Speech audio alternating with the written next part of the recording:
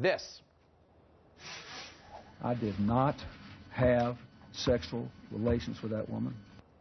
What a difference 8 months in a grand jury investigation can make. Indeed, I did have a relationship with Ms. Lewinsky that was not appropriate. I'm having flashbacks.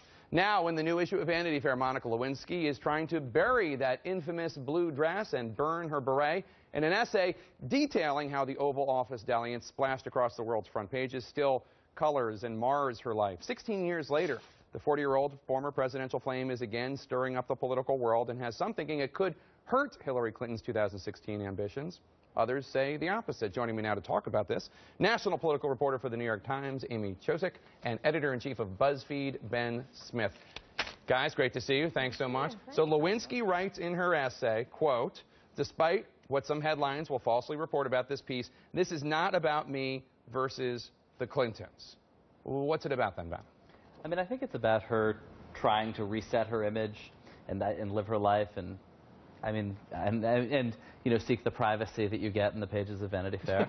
Right, exactly. I mean, you know, there's a bit of contradiction there, but I think that's fine. I think she's legitimately had a rough go of it the last 16 years and wants to try to clear the air and take back her life to a degree. But Amy, you're on the Hillary beat. Mm-hmm.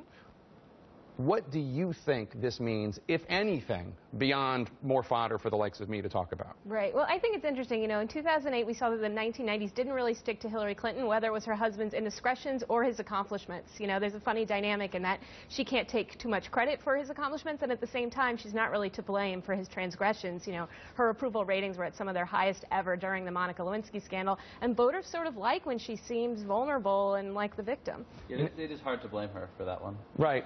You know, what's interesting. She blamed herself. Monica mentioned that. She did blame herself, and writes about this in the essay. Yeah. Some of the notes from the Diane Blair was an old friend of Hillary Clinton, and the University of Arkansas had her notes, and one of the things it said, in addition to Hillary calling Monica a narcissistic Looney Tune, was Hillary blaming herself for the affair to a degree, which Monica wrote disappointed her. Yeah. I mean, I think it's interesting when you see Hillary Clinton over and over every day almost giving these talks about women and girls issues. And that essay was so much about feminism and where women, you know, who claim to be feminists came down on Monica so hard. So I do think it's interesting, and like whether it's something Hillary Clinton will feel the need to weigh in on, I doubt it, but it does, you know, it does spark kind of concern. To hear conservatives tell it, though, Lynn Cheney, the former wife of the former vice president, was on Fox News the other night, and she saw a conspiracy in this, Ben. She said that she wondered if Vanity Fair, because it's, I guess, a Democratic publication or left-leaning to a degree,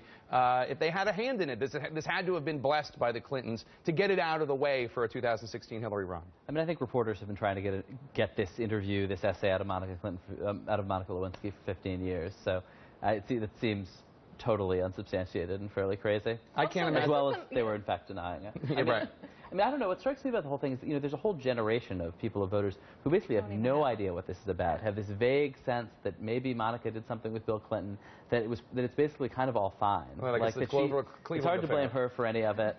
Like, we don't quite know who these people are, but we don't think they did anything wrong, and this is and there was maybe some words we learned from the television during these hearings and had awkward moments with our parents, and that's kind of it. Yeah. I would just point out that Vanity Fair published that 2008 article by Todd Purdom that was just scathing about Bill Clinton's indiscretion. Right, he went off on it on a receiving line during the campaign. He hated it so much, Bill Clinton. He called Todd Purdom a scumbag or something, and was called the comeback id. So I would just say, in terms of thinking about Vanity as a Clinton-friendly publication, point out that article. Yeah, let me just read this. Lewinsky taking issue with how Hillary Clinton treated her in the middle of the scandal. Quote, "Yes, I get it.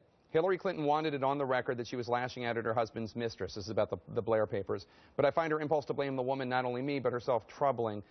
Let's talk about the feminism of this, because it's true that Monica Lewinsky had no allies during that era. Now that we're really bringing it back to the 90s, she had no allies, and she did something very brave. She refused to turn and wear a wire and try to get Bill Clinton and others, as the FBI tried her to do with Ken Starr.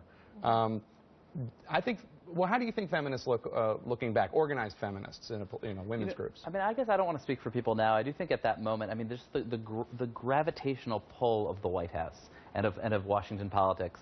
Just everybody who is in that orbit, their ideology just turns into service of whichever team they're on. And this was a moment when you just totally saw that at play. You know, whether it was basically libertarian-leaning conservatives who should have left this alone, or whether it was people who in other moments might have stood up for Monica. And Amy, I wanted to ask you about this because one of the other things that Monica addresses is another Republican, another possible presidential candidate, Republican senator from Kentucky, Rand Paul, who had called the former president, Bill Clinton, a sexual predator. Monica says, no, this was consensual. She basically removed that from Rand Paul's, talking points.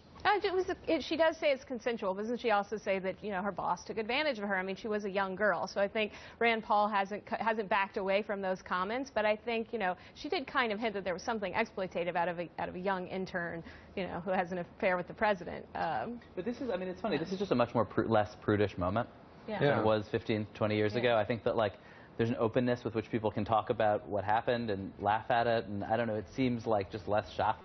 Honestly, it feels like, well, we're in a world where it's like we're talking about Atari.